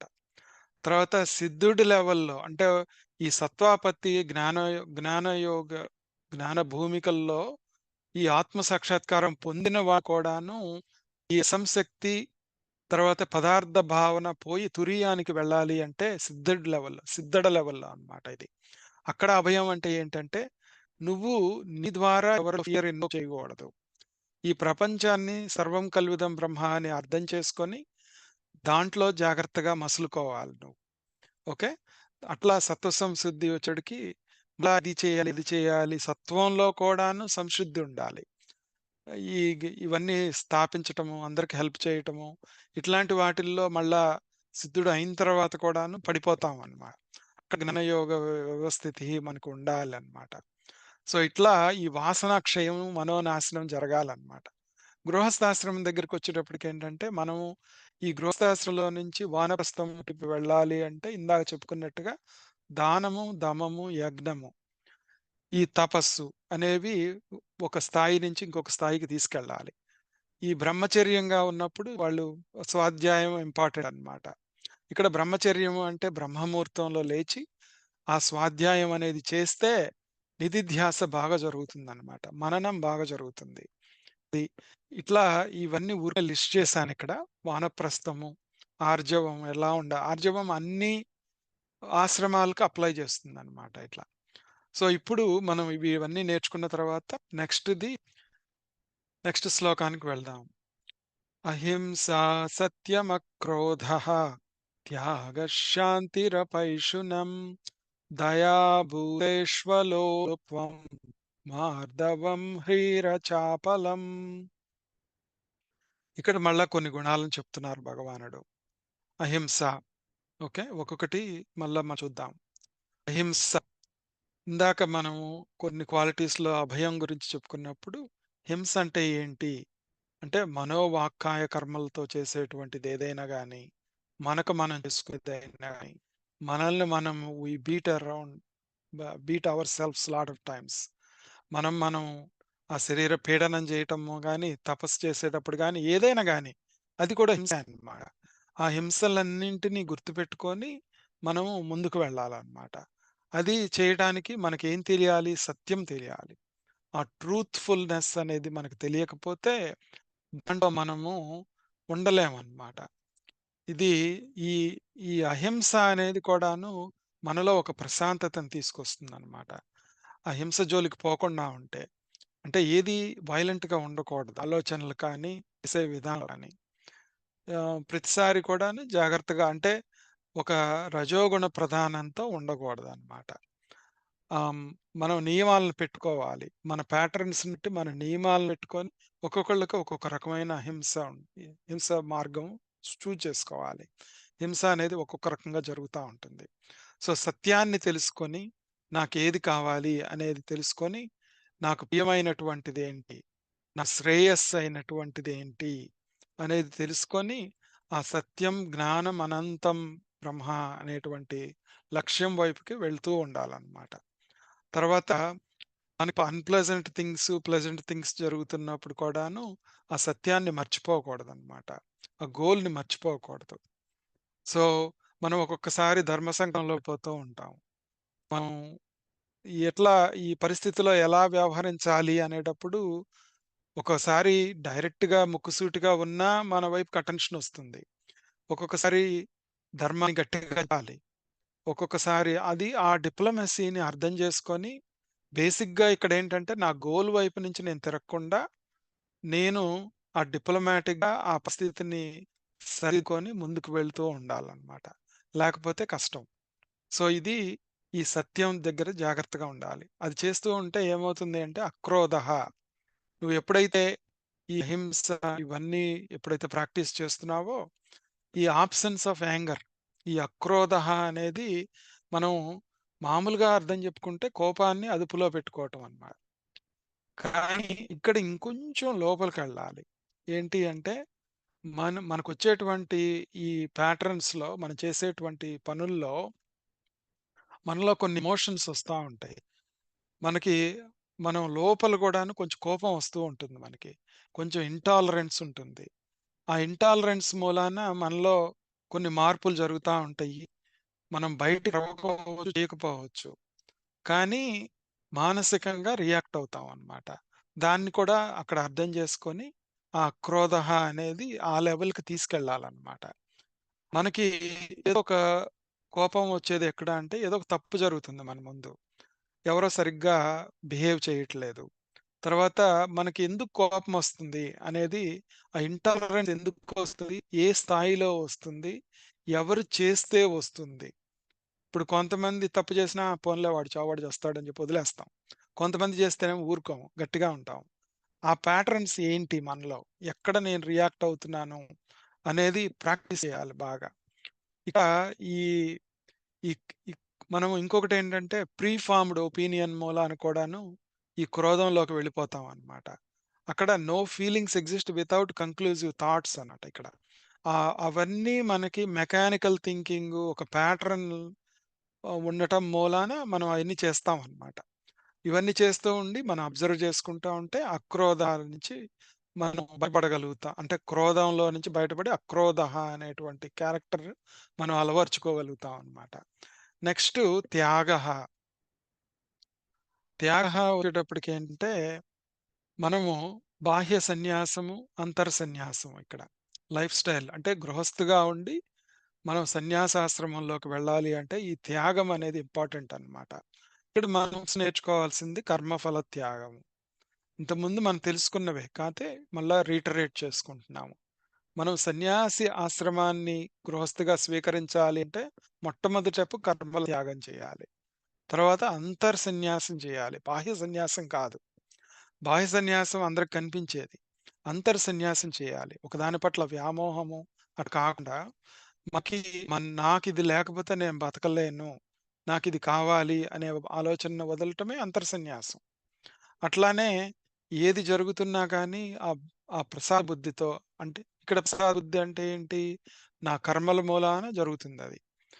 భగవదర్పణ బుద్ధి అంటే గోల్ ఆఫ్ లైఫ్. పరమాత్మ వైపుకి ఎళ్ళడానికే నేను సన్యాసం చేస్తున్నాను. దీన్ని వదిలేస్తున్నాను. అంటే మనకు భగవానుడు జెప్తాడు. ఇవన్నీ ఆగమో, పాయినో అని జెప్తాడు. వచ్చేవన్నీ పోతాయి. వచ్చి పోతా ఉంటాయి అని జెప్తాడు. అట్లానే మనం ఏదైనా పొందొచ్చు. ఇప్పుడు ఇంకొకళ్ళకి మన ఫ్యామిలీలో ఇంకొకళ్ళకి కొన్ని అవసరాలుంటాయి. నేను బాహ్యంగా సన్యాసం తీసుకొని నేను చెయ్యను అది అంటే లాభం లేదు.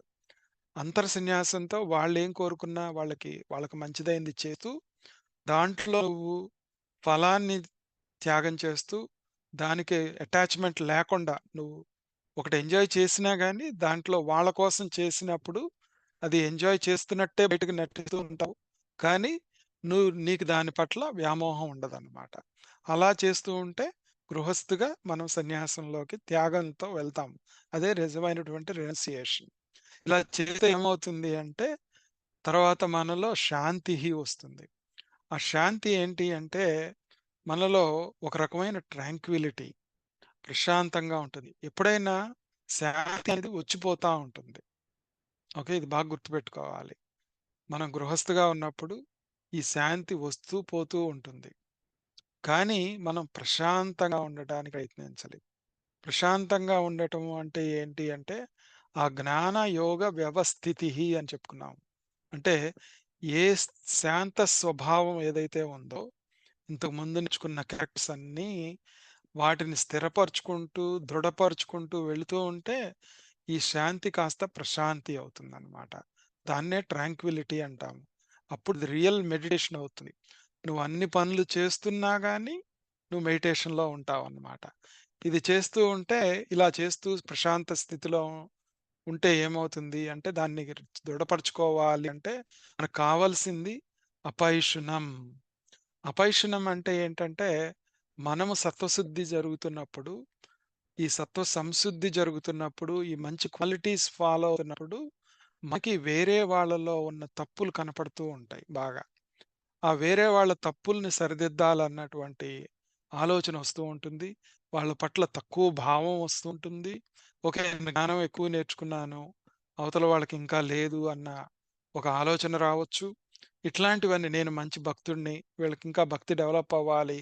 ఇట్లాంటివన్నీ కూడాను కొంచెం లోపం కింద ఇంకొక ఉన్న స్థాయిలో లోపం అన్నమాట.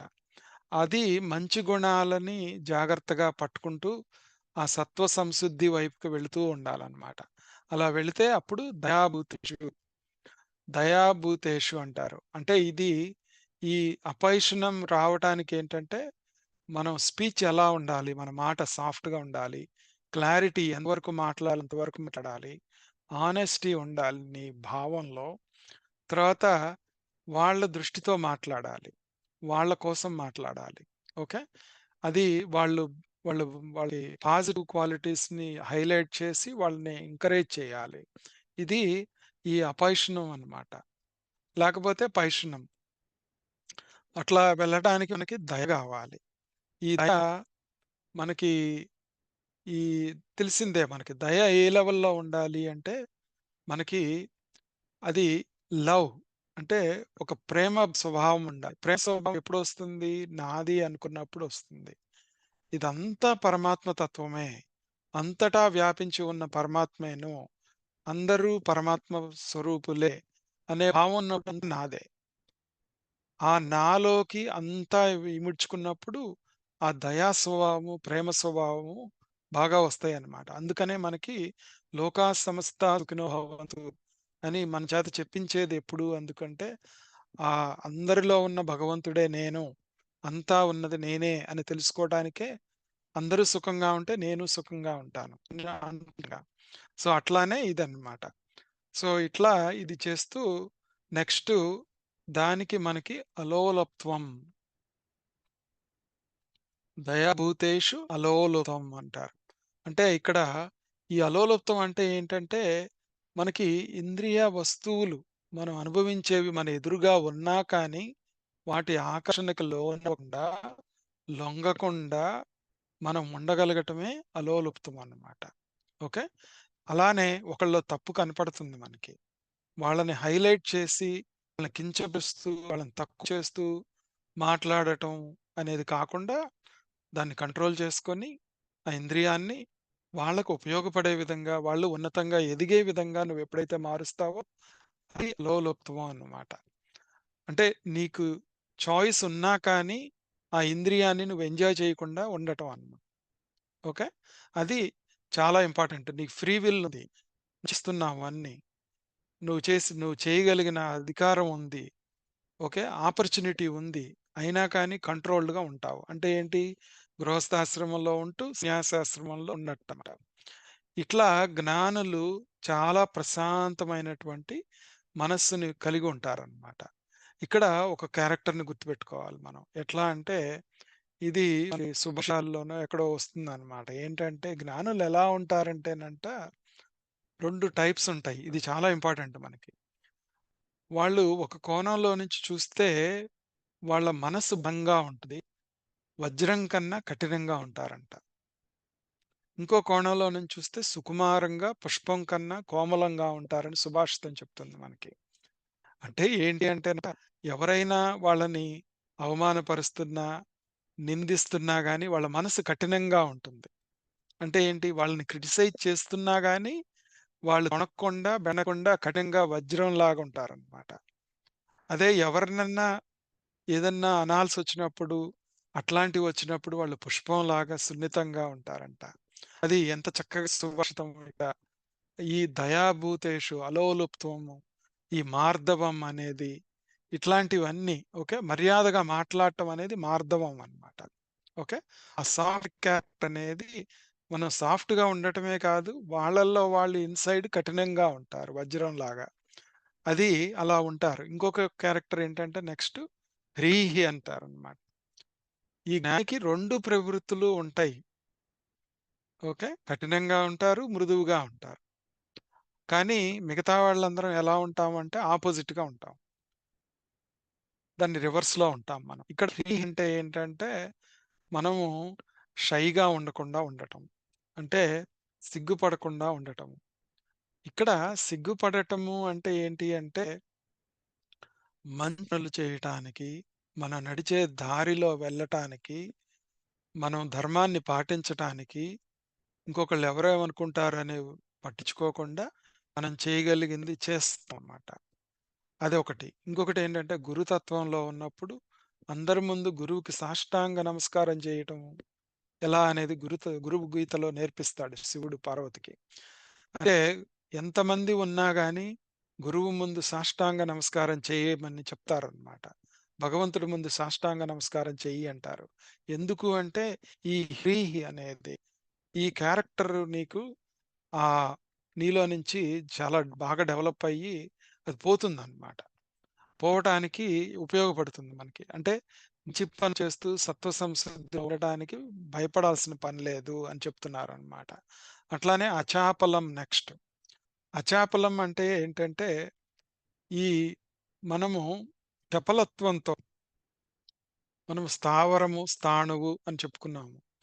ఇట్లానే ఈ చపలత్వం అనేది కనపడుతూ ఉంటుంది. ఇట్లానే మనకి భగవద్గీతలో మనకి భగవానుడు 4 అధ్యాయంలో చెప్తారు. ఏంటంటే, "కర్మలో అకర్మను చూడు, అకర్మలో కర్మను చూడు" అని చెప్తారు. అంటే ఇక్కడేంటంటే, మనం ఈ పరమాత్మనుగా కదిలేది, కదలంది అని కూడా చెప్తాము.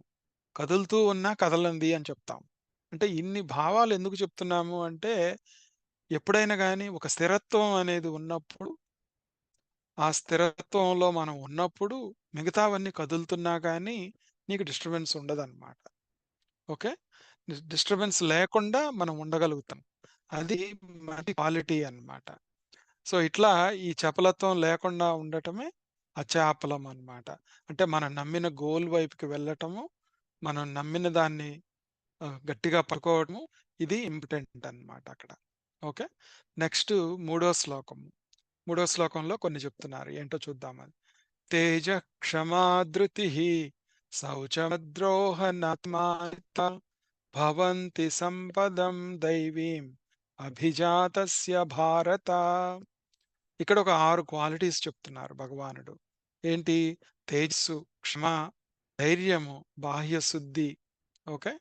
తర్వాత ఎవ్వరిపైన కూడా శత్రు స్వభావం లేకుండా ఉండటము. తాను అభిమానంతో ఉండటము.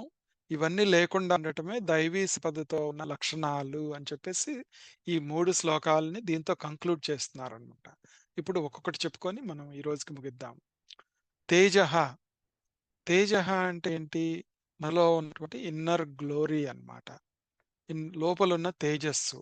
అంటే ఈ తేజస్సు ఎక్కడి నుంచొస్తుంది అంటే, మనము ఎప్పుడైతే అభయంతో ఉంటామో, ఆ గోల్ వైపు నిశ్చలంగా ఉంటామో, తత్వ సంసిద్ధితో ఉంటామో, ఇంతకుముందు చెప్పుకున్న లక్షణాలన్నీ చేస్తూ ఉంటే, మనలో తేజస్సు అది వ్యక్తమవుతా ఉంటుందన్నమాట.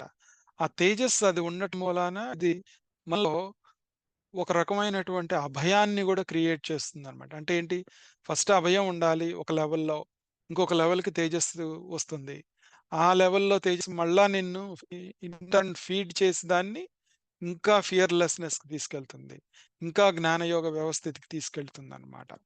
అట్లా ఈ తేజస్సు అనేది మనం డిఫరెంట్ లెవెల్స్‌లో ఉంచుకోవాలి. ప్లస్సు అనవసరంగా మాట్లాడినప్పుడు ఆ తేజస్సు తగ్గిపోతా ఉంటుంది. అనవసరమైన వాటి మీద మనసు వెళ్ళినప్పుడు తేజస్సు తగ్గిపోతా ఉంటుంది. అనవసరమైనవి చూసినప్పుడు తేజస్సు తగ్గిపోతా ఉంటుంది. ఇట్లాంటివన్నీ మనము దాన్ని ఆ తపోశక్తిని ప్రిజర్వ్ చేసుకోవాలన్నమాట. ప్రిజర్వ్ చేసుకొని ఎప్పుడు సత్సంగంలో ఉంటూ మిగతావి అవసరమైనంత వరకు చేస్తూ అవాయిడ్ చేసుకోవాలి. ఇక ఇంకొకటేంటంటే Tejas means not being a victim of exploitation also. అంటే మనల్ని మనల్ని అనవసరంగా తక్కువ చేసుకొని, మనల్ని మనము ఒక రకమైన పరిస్థితుల్లో పెడుతూ ఉంటాము. పెట్టినప్పుడు ఆ తేజస్సు హరిస్తా ఉంటుంది. అనవసరమైన పనులు చేయాల్సొస్తా ఉంటుంది. దాన్ని చాలా డిప్లొమాటిక్‌గా తప్పించుకొని బయటికెళ్ళాలన్నమాట. తర్వాత క్షమ. ఈ క్షమ అనే పదము మనకి భగవానుడు 13 అధ్యాయంలో కూడా చెప్పారు. కాకపోతే ఇక్కడ మనం తెలుసుకోవాల్సింది మనకు తెలిసిందే కంపోజర్‌గా ఉండటము, పేషెన్స్‌గా ఉండటము. ఈ ఇక్కడ కొంత భగవానుడు మన భగవానుడు చెప్పింది శంకరాచార్యులు వారు కొంత ఎక్స్‌ప్లనేషన్ చెప్పారిక్కడ. ఇంకొక స్థాయికి తీసుకెళ్ళే ఉదాహరణ చెప్పారాయన. అదేంటో చూద్దాం ఒకసారి. మామూలుగా అర్థం భరించటం అనేది తపస్సు గురించి చెప్పుకున్నప్పుడు, తర్వాత ఏమన్నా దాన్ని తితిక్షతో ఉండటము అవంతా క్షమాగుణము అని జెప్పేసి చెప్పుకున్నాం. కానీ ఇక్కడేంటంటే ఇంకొక స్థాయికి తీసుకెళ్తున్నారు మనల్ని. మామూలు అక్రోధ అంటే వెన్ ఆ యాంగర్ వచ్చినప్పుడు రిజాల్వ్ చేసుకుంటావు. అది అక్రోధం. క్రోధంలో నుంచి అక్రోధంలోకొతావు. క్షమ వచ్చేటప్పటికి ఏంటంటేనంట ఈ క్వాలిటీ ఇది వెరీ ఇంపార్టెంట్ మనకి సాధకులుగా. ఏంటంటే అసలు మనస్సులోనే ఆ యాంగర్ రాదన్నమాట. ఎందుకంటే దయా భూతేష్వ లోలోపం మార్దవం హ్రీర చాపల్యం అనేటువంటి లక్షణాలేవైతే ఉన్నాయో అవి ప్రాక్టీస్ చేస్తూ ఉంటే ఈ అక్రోధం నుంచి క్షమాగుణంలోకి వెళ్ళటం అంటే అసలు నువ్వు క్షమించాల్సిన గుణం కూడా కాదన్నమాట. అంటే అసలు ముందు యాంగరే రాదు లోపల అసలకి. ఎందుకంటే సమానత్వం. స్థితప్రజ్ఞత్వం ఉంటాయన్నమాట. అది ఆ లెవెల్‌కి వెళ్ళాలి అని శంకరాచార్యులు వారు చెప్తారనమాట. ఈ అర్థం చెప్తారాయన అక్కడ. సో, అది తెలుసుకొని మిగతావన్నీ మనకు తెలిసినియే. కామ ఏష, క్రోధ ఏష, రజోగుణ సముద్భవః అని చెప్పేసేసి మనకి మన గుణాలు ఇచ్చినప్పుడు అవన్నీ చెప్పుకున్నాం. వేరే చోట్ల మనం చెప్పుకున్నాం. కోరిక ఉంటే కోపంగా మారుతుంది. కోపాన్ని నియంత్రించుకోవాలి. దానికి మనకేం కావాలి? వైరాగ్యం కావాలి, త్యాగం కావాలి ఒక లెవెల్‌లో. అవన్నీ ఉంటే మనం ఆ క్షమాగుణాన్ని ముందుకు తీసుకెళ్ళగలుగుతాం అన్నమాట. తర్వాత ధృతి. అది దాంట్లో నిలబడాలి మనం. గుండె ధైర్యం ఉండాలి. ఆటంకాలొచ్చినా గాని దాంట్లో మనం అనుకున్నది నిలబడాలి. నిలబడుతూ తెలివిగా చేసుకుంటూ వెళ్ళాలి. ఈ ధృతి అనేది మనకి మళ్ళా దీన్ని ఇంట్రొడ్యూస్ మాత్రమే చేశారిట. మనం 18వ అధ్యాయం వచ్చినప్పుడు ఈ ధృతి గురించి అంటే ఈ మోక్ష సన్యాస యోగంలో దాంట్లో స్ట్రాంగ్‌గా ఎలా ఉండాలి ఈ క్యారెక్టర్స్ అన్నిటిలో అనేది భగవానుడు మనకు 18వ అధ్యాయంలో నేర్పిస్తారు. అది అప్పుడు మాట్లాడుకుందాం మనం. దాని గురించి డీటెయిల్డ్‌గా. ప్రస్తుతానికి గుర్తుపెట్టుకోవాల్సింది మనం దాంట్లో మనం నమ్మిన దాంట్లో దృఢంగా ఉండాలి. దానికి మనకి శౌచం కావాలి. ఇది ఇన్నరు, ఔటరు మనకు తెలిసిందే ఇంతకుముందు చాలా సార్లు చెప్పుకున్నాము. 13 అధ్యాయంలో కూడా ఈ శౌచం గురించి చాలా చెప్పుకున్నాం మనం. మళ్ళా రిపీట్ అక్కర్లేదు. కాకపోతే ఏంటంటే, ఈ శౌచం అనేది ఎలా తీసుకెళ్ళాలి అంటే, ఇక్కడ ఈ అధ్యాయంలో ఏంటి అంటే, సత్వగుణంలో ఉంటే మనము రజోగుణాన్ని వదిలేసి సత్వగుణంలోకొస్తే ఇన్నర్ ప్యూరిటీ వస్తూ ఉంటుంది. ఆ ఇన్నర్ ప్యూరిటీ అంటే సూక్ష్మ శరీర పరంగా కూడాను నువ్వు దాన్ని అర్థం చేసుకొని, ఆ శౌచం ఏదైతే ఉందో దాన్ని కూడా దాటి ఈ సత్వ సంశుద్ధిహి, జ్ఞానయోగ వ్యవస్థితి అనేటువంటి హయ్యర్ లెవెల్ శౌచం ఏదైతే ఉందో దాని లెవెల్‌కి వెళ్తామనమాట. అది చేస్తూ ఉంటే అప్పుడు మనకి ఈ క్వాలిటీ బాగా డెవలప్ అవుతది. అంటే మానసిక స్థాయిలో అహింస అలవాటవుతది. అద్రోహ అంటే మానసిక స్థాయిలో ఈ సూక్ష్మ శరీరాన్ని కూడా దాటి కారణ శరీరంలో ఉన్నటువంటి ఈ వాసనలు, ప్యాటర్న్స్ ఏవైతే ఉన్నాయో అవి కూడా కంట్రోల్ అయ్యి ఆ అద్రోహ అనే స్టేట్‌కి వెళ్ళిపోతాం. అంటే ఏంటి? అది ఎట్లా కనిపిస్తుంది మనకంటే ఇదివరకు ముని ఆశ్రమాల్లో మనం చెప్పుకుంటూ ఉంటాం. వ్యతిరేకత ఉన్న జంతువులన్నీ వాళ్ళు అవి ఎలా ప్రవర్తిస్తాయి? స్నేహభావంతో ఉంటాయి. అలానే ఈ అద్రోహ అనే స్థితి ఆ ఉన్నత స్థాయికి వెళ్ళినప్పుడు ఈ అహింస అనేది ఇంకొక స్థాయికి వెళ్ళిపోద్ది. నువ్వు అహింస చేయటమే కాదు, నీ చుట్టుపక్కల ఉన్న వాతావరణం కూడా హింసకి పాల్పడదనమాట. అంత లెవెల్‌కి వెళ్ళిపోతుంది సాధకుడనమాట. అది ఆ వన్నెస్ అనేది అంతా క్రీచర్స్‌లో ఉంటుంది. అదే ఉంటుంది. తర్వాత ఇంకా చివరికొచ్చేటప్పటికి ఏమవుతుంది అంటేనంట, నాతి మానిత అనేదాన్ని చివరికి పెట్టారు భగవానుడిక్కడ. అంటే నేను అన్న భావం మామూలుగా లెవెల్‌లో గృహస్థిగా మామూలు చెప్పుకుంటే మనుషుల లెవెల్ నేను ఐ డిమాండ్ రెస్పెక్ట్. నేను చేస్తున్న దానికొక రికగ్నిషన్ కావాలి నాకు. అది అతిమానిత అన్నమాట. కానీ నా అతిమానిత లెవెల్‌కెళ్ళిపోతాం. అంటే ఏంటి? నేను అన్నది లేదు. అంతా ఒక్కటే అన్నదన్నప్పుడు ఇంక నువ్వు రెస్పెక్ట్ ఎవరి నుంచి ఎవరు తీసుకుంటున్నారు అనే భావానికి అల్టిమేట్ నేను అన్న భావన కంప్లీట్‌గా పోయి ఆ తురీయం ఏదైతే ఉందో జ్ఞాన భూమికల్లో అంటే ఏంటి పదార్థ భావన పోయి అసంతృప్తి, పదార్థ భావన 2 నశిస్తాయన్నమాట. అంటే ఏంటి? అహం బ్రహ్మాస్మినే కాకుండా సర్వం కల్విదం బ్రహ్మ కూడా స్థిరమైపోయి నాతి మానిత అనే లెవెల్‌కి వెళ్ళిపోతాం. అంటే ఏంటి? ఈ 26 క్వాలిటీస్ 3 శ్లోకాల్లో ఆయన ఈ వేదాంతాన్ని ఇంకొక స్థాయిలో మనకి చెప్పటం జరిగిందనమాట. ఇలా మొత్తం ఒక స్టేజ్ బై స్టేజ్ మనం తీసుకొచ్చారు. అట్లానే ఒక సమ్మరీ చేసుకొని మనం ముగిద్దాం ఈ రోజుకింకా. ఈ ఇవన్నీ లిస్ట్ చేశాను. తర్వాత నేను పంపిస్తాను మీకు. అభయం, దైవీ గుణాలు ఒక 26 క్వాలిటీస్ మనం చెప్పుకున్నాం గాని ఒక టేబుల్ ఫార్మ్‌లో ఉన్నాయి. I can send you this. మనం చెప్పుకున్నవే ఇవన్నీ. సో, తర్వాత ఇంకా మనం వచ్చే వారము నెక్స్ట్ టైమ్ మనం కలిసినప్పుడు ఈ ఆసురీ క్వాలిటీస్‌ని వీటన్నిటి గురించి చెప్పుకుందాము. సో, టేక్ హోమ్ పాయింట్ ఏంటంటే ఈ 3 శ్లోకాలు మన జీవితాన్ని మార్చేవి. మనము గృహస్థాశ్రమంలో ఉంటూ వానప్రస్థంలో జీవించటం ఎలా, సన్యాసాశ్రమంలో జీవించటం ఎలా అని ప్రతి క్యారెక్టర్‌ని మనం నిధిధ్యాస చేస్తూ, మననం చేసుకుంటూ ఇంకొక స్థాయికి తీసుకెళ్ళాలి. ప్రతి ఉపనిషత్తులో మనం చదువుకున్నవన్నీ ఈ ఒక్కొక్క వర్డ్‌లో ఉన్నాయన్నమాట. వాచ్యార్థం అనేది ఇంత అసలు ఇంకొక స్థాయికి భావార్థం అనేది మనల్ని ఇంకొక స్థాయికి తీసుకెళ్తుంది ఇక్కడన్నమాట.